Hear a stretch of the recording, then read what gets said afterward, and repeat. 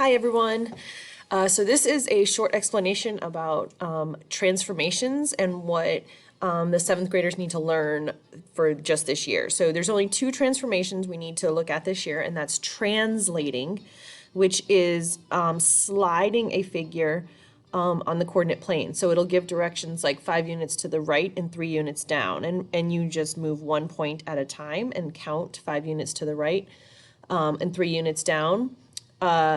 You'll also see the words horizontally and vertically. So they might say positive 6 units horizontally, so moving to the right, or a negative 5 units vertically. So that's how hard it will get this year for translations. Your kids need to see that it's the same size, it's the same shape, and it's all facing the same direction. They don't have to do rotations this year, so that will be probably next year that they'll start to do rotations.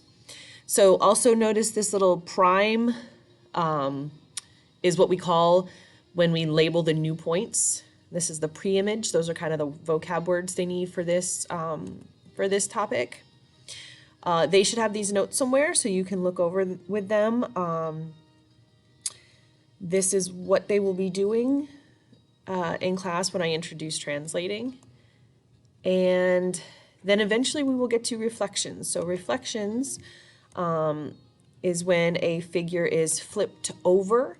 And this year they're only flipping over the x-axis or the y-axis. So it will be really focusing on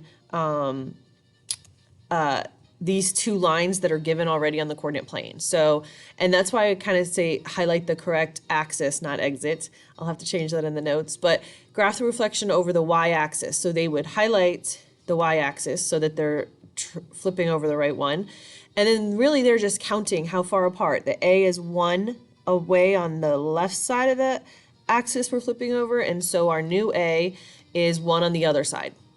And that's how simple it is. C is 1 space away, so it's 1 space on the other side of whichever axis they're flipping over. 1, 2, 3, 4, 1, 2, 3, 4.